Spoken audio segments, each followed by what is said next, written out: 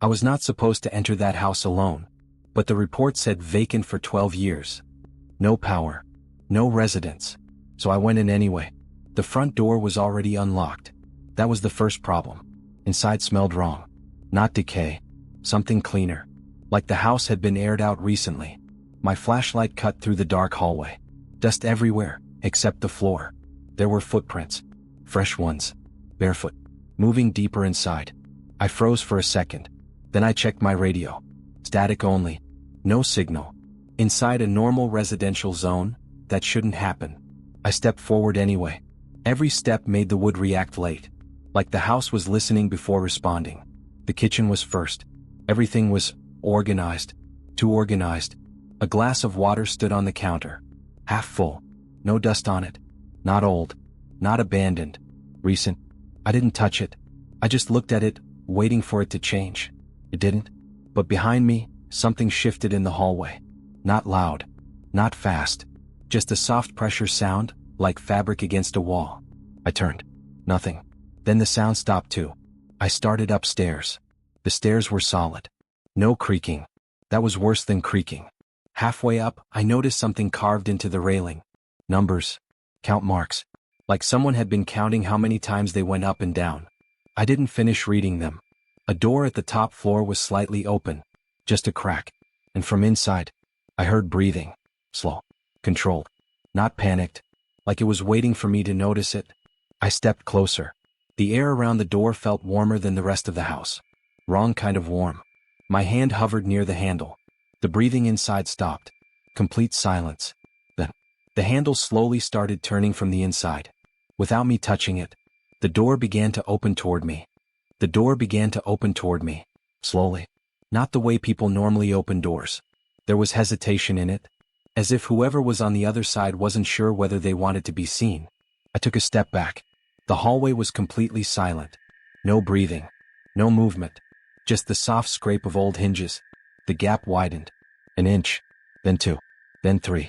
My flashlight landed on the room beyond. Empty. At least that's what I thought at first. The room looked untouched. Faded wallpaper. A dresser against the far wall. A broken chair in the corner. Dust covering almost everything. Almost. Something immediately bothered me. The dust wasn't evenly spread. There was a large section of floor near the center of the room where it looked thinner. Disturbed. Not recently. But not years ago either. I stood there staring at it, trying to figure out why it felt wrong.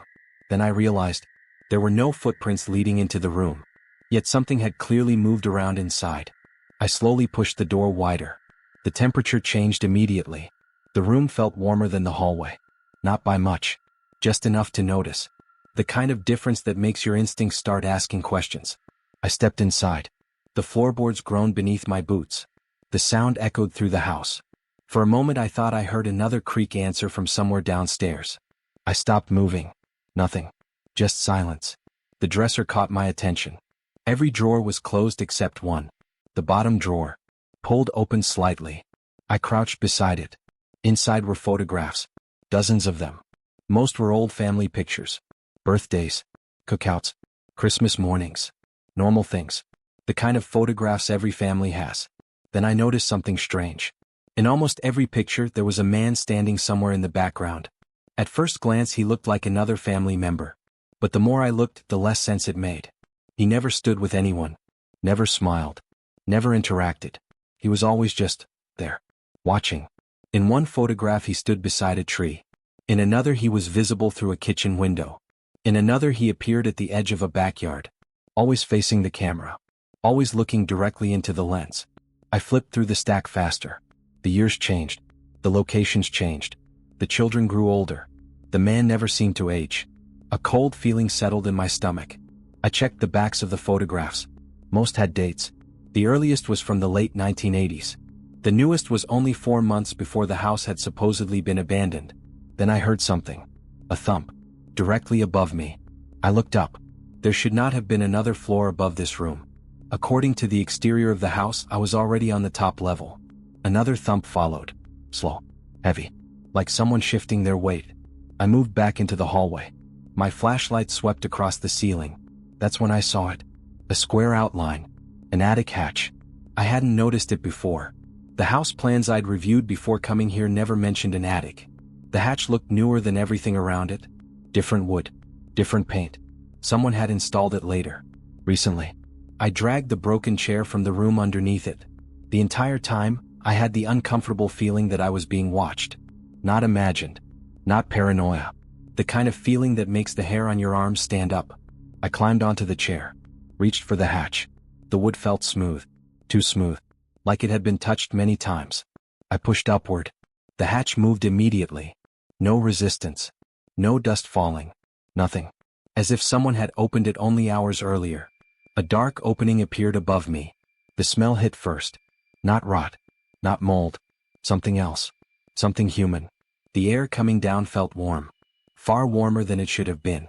I raised my flashlight. The beam disappeared into darkness. Then caught something. A mattress. Bottled water. Food wrappers. Blankets. Someone had been living up there. Recently. Very recently. I felt my pulse start hammering in my ears. Because if someone had been living in the attic, then they had heard me enter the house. They had heard every step I took upstairs. And they had been directly above me the entire time. I was about to climb up and get a better look when I noticed something near the edge of the opening. A small digital recorder. The red light was on. Recording. Still recording. I reached up and picked it up. The timer showed hundreds of hours of audio. My thumb hovered over the play button. For a moment I considered calling for backup. But curiosity won. I pressed play. Static filled the speaker. Then a voice. A man's voice. Come. Almost whispering. He's back in the house. A pause followed. Several seconds of silence. Then the same voice spoke again. Closer this time. Much closer. As if the speaker had leaned toward the microphone. He's standing underneath me right now. I felt every muscle in my body lock. Because according to the timestamp on the recorder, that message had been recorded less than 10 minutes earlier. And then another sound came through the speaker. A floorboard creaking. Directly above the recorder. Followed by footsteps moving away into the darkness of the attic. Towards something deeper inside that I couldn't yet see. I stood frozen beneath the attic opening, listening. The footsteps stopped. Then came silence. The kind of silence that makes you aware of every heartbeat. I called out. No answer. After a few seconds I climbed into the attic. The space was larger than it should have been. Makeshift living supplies were everywhere. Bottled water. Canned food. Blankets. Batteries. Someone had been living there for a long time. At the far end I found a narrow passage hidden behind insulation. The footsteps had come from there. I followed it.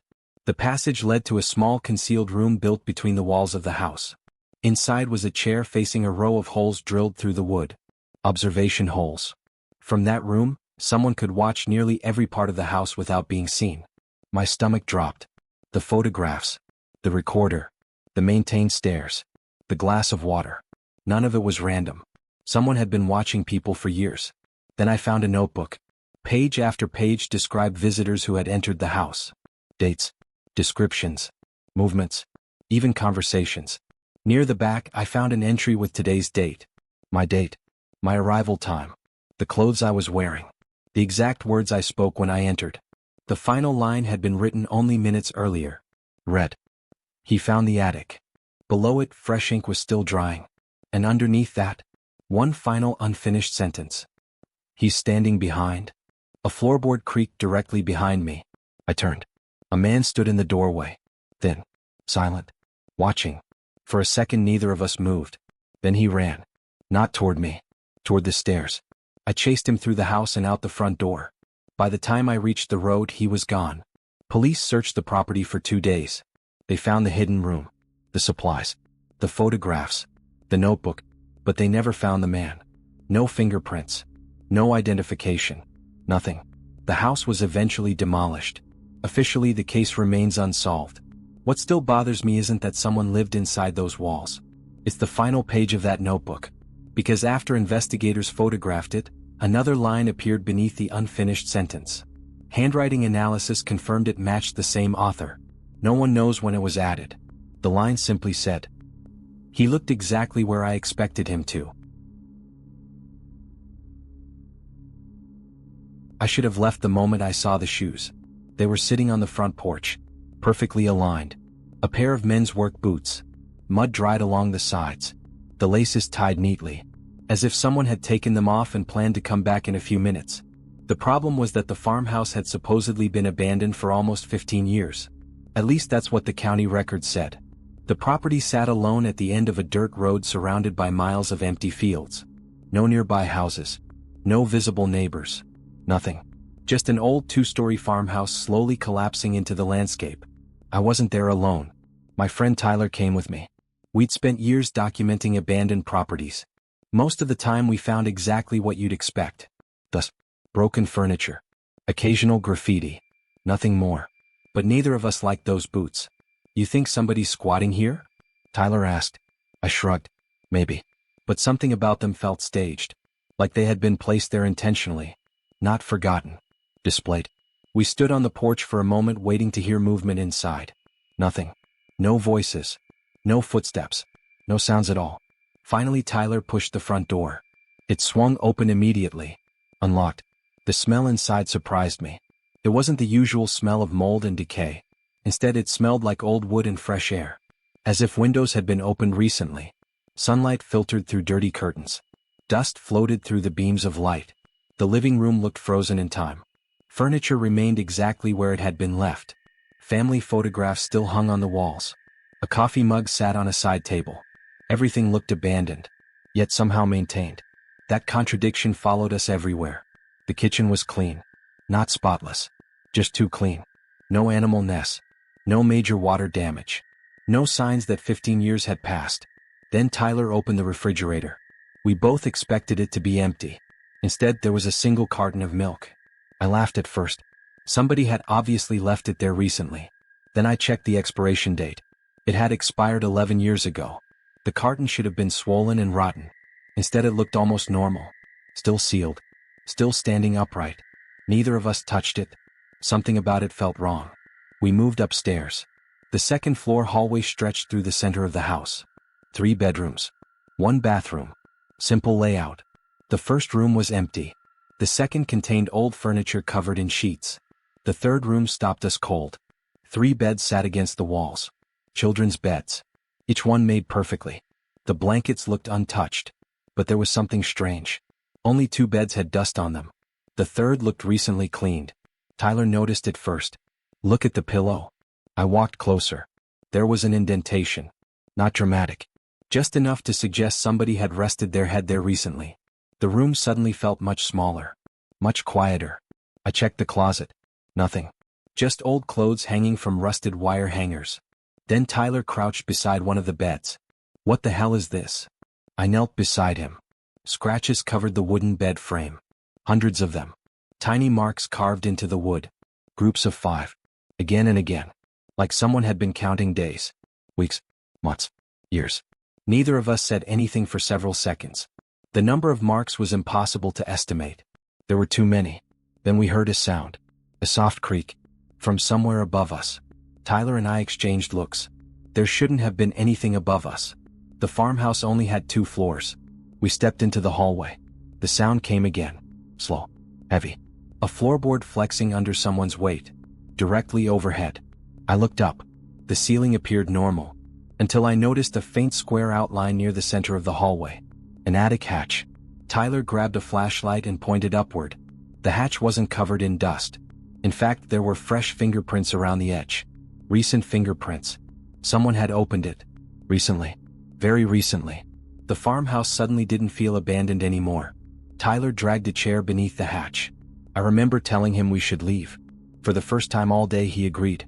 But before either of us could move toward the stairs, a loud bang echoed from downstairs. Both of us froze. Another bang followed. The front door. Someone had just slammed it shut. And then we heard it. Slow footsteps moving across the first floor.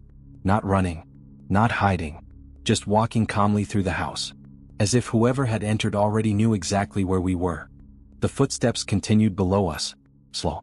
Deliberate. Neither of us spoke. We just stood there in the hallway listening. One step.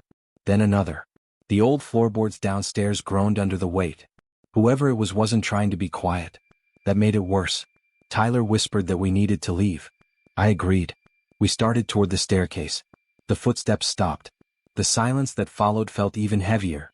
We reached the top of the stairs and looked down. Nobody was there. The front door was closed. The living room was empty. The kitchen was empty. Yet we both knew we had heard someone. We hurried downstairs. Halfway down, Tyler suddenly grabbed my arm. He pointed toward the front door. The pair of work boots from the porch were gone. Neither of us had heard the door open. Neither of us had heard anyone leave. The porch outside was empty. That's when we noticed something on the floor. A folded piece of paper. It hadn't been there before. Tyler picked it up. His face immediately changed. "What is it?" I asked. He handed it to me. There was only one sentence written on the page. "You stayed longer than the last two." My stomach dropped. We left immediately. Neither of us stopped until we reached the truck. As we pulled away, I looked back at the farmhouse. Someone was standing in an upstairs window, watching us, too far away to make out details. Just a figure, motionless. The sheriff's department searched the property the following day. They found no one. No evidence of a current resident. No fingerprints. No recent food. Nothing. The note was real. But investigators couldn't identify the handwriting. The strangest discovery came later. County archives revealed that 2 urban explorers had visited the farmhouse 7 years earlier. Neither returned home. Their vehicle was found abandoned near the property. The cases were never solved. A few months after our visit, the farmhouse was demolished. Workers found a concealed space inside the attic, just large enough for a person to live in. Inside were old blankets, empty food containers, and dozens of notebooks. Most were too damaged to read, but one survived. The final entry was dated the day Tyler and I visited. Investigators released only a single line from that page. Read. "The curious ones always look up eventually. No one has ever identified who wrote it. And no one has ever explained how the writer knew about visitors before they arrived."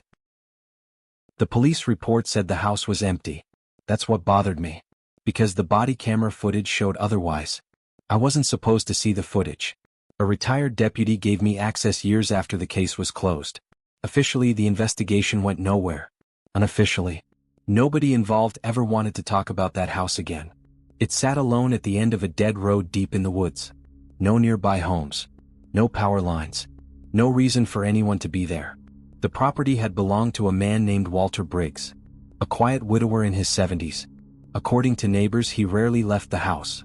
Then one day he simply disappeared. His truck remained in the driveway. His wallet remained on the kitchen table. His dog was found locked inside, hungry, alive. But Walter was gone.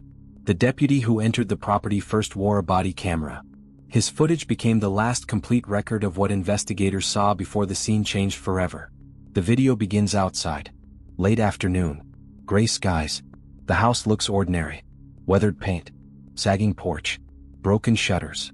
Nothing unusual. The deputy walks inside. The front door is unlocked. Immediately he notices something strange. The house is clean. Not spotless, but maintained. Freshly swept floors. No dust on the furniture. No signs of neglect. It looks occupied. Yet nobody is there. He calls out several times. No response. The kitchen appears normal. The living room appears normal. The bedrooms appear normal. Then he enters Walter's study. And that's where things become difficult to explain. The room contains hundreds of photographs. Not family photographs. Not vacation pictures. Every photo shows the same thing. The front of Walter's house. Taken from the woods. Different dates. Different seasons. Different years. Thousands of images. Someone had been watching the house. For a very long time. The deputy spends several minutes examining them. Then he notices something. The photographer was getting closer. Year by year. Photo by photo. The earliest pictures were taken from deep within the tree line. The later ones were taken much nearer. Some were captured from only a few feet away from the porch. One photograph had been taken through a window. From inside the house. The deputy pauses. Zooms in. And sees something nobody noticed during the original investigation. A reflection. The photographer is visible in the glass. Only partially. Just enough to identify one detail. The photographer appears to be wearing a sheriff's uniform. The deputy immediately stops talking. For nearly 30 seconds. The body camera records only his breathing. Then he leaves the study. Fast. Much faster than before. He moves toward the staircase. Not because he heard something. Because he suddenly remembers something. The attic. The original missing person report mentioned sounds coming from above the ceiling several nights before Walter vanished. Investigators had dismissed it. Old houses make noise. Animals get inside. Nothing unusual. But now the deputy decides to check. He finds the attic hatch in the hallway. Pulls it down. Climbs up. The flashlight beam sweeps across insulation and old beams. At first nothing stands out. Then the light catches something. A narrow wooden door. Built into the far wall of the attic. A door that does not appear on any property records. A door that shouldn't exist. The deputy slowly walks toward it. The body camera captures every step. His breathing grows heavier. The flashlight shakes. The closer he gets, the more obvious it becomes that the door has been used recently. The handle is clean. The wood around it is worn smooth. Someone has opened it hundreds of times. Maybe thousands. The deputy reaches for the handle. Stops. Then notices a piece of paper taped to the center of the door. A handwritten note. Fresh ink. Not old. Not faded. Fresh. The note contains only one sentence. The deputy reads it aloud. And immediately goes silent. For nearly 20 seconds.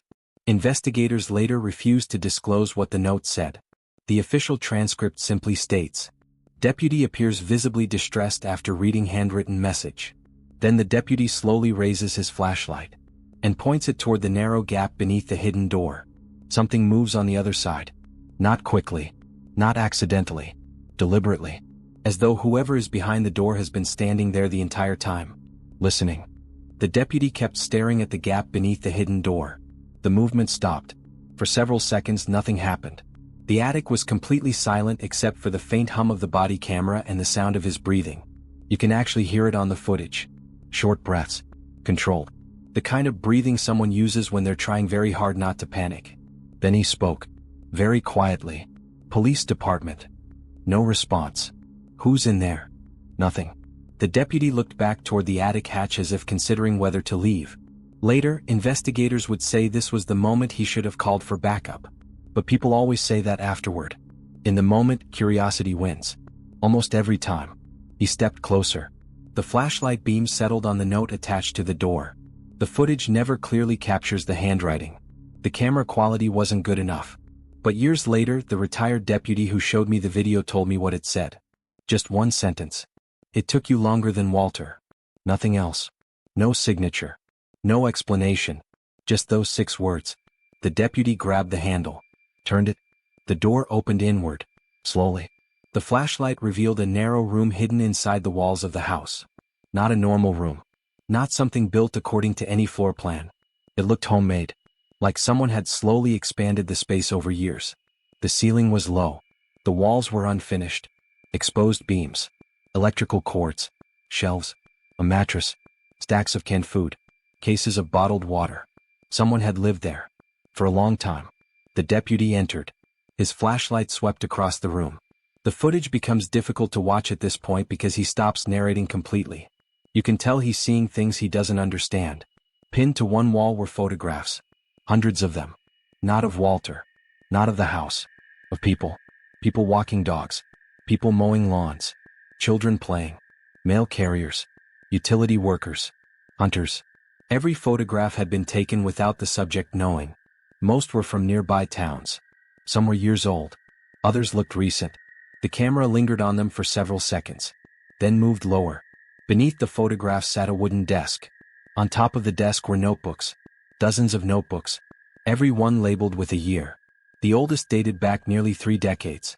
The deputy opened one. Inside were observations. Names. Addresses. Daily routines. Vehicle descriptions. Work schedules. Detailed notes about ordinary people. Thousands of pages. The handwriting remained consistent throughout. One person had written everything. One person had been watching. For years. Then the deputy noticed something else. The newest notebook. The one currently in use. He opened it. The pages looked fresh. Recently written. The camera captured enough detail for investigators to read parts of it later. Most entries described Walter Briggs. His habits. When he woke up. When he checked his mail. What television programs he watched. When he turned off lights at night. Page after page. Month after month. Someone had been studying him. Living inside his house. Watching every moment of his life. Without his knowledge. The deputy continued flipping through pages. Then he stopped. One entry made him freeze. The handwriting changed. Not dramatically, but enough. The neat writing became rushed, uneven, almost excited.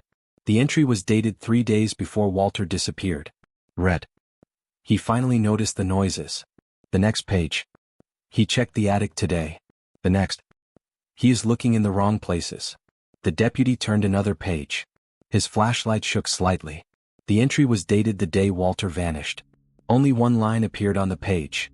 Tonight I will introduce myself. The deputy stared at those words. The room remained silent. Then something happened. Something small. Something most people miss the first time they watch the footage. A sound. Very faint. Behind him. The deputy heard it too. His head turned immediately. The flashlight beam swung toward the far end of the hidden room. Darkness. Nothing visible. Then the sound came again. A soft scrape. Wood against wood. The deputy started moving toward it. Slowly. The hidden room extended farther than anyone expected. Beyond the shelves. Beyond the desk. The space narrowed into a corridor. The farther he walked, the tighter it became. The beam of light reached the end. There was another door. Older than the first. Much older. The deputy approached it. The sound had come from behind it. He reached for the handle. Then stopped. Because he noticed something written directly on the wood. Not painted. Not carved.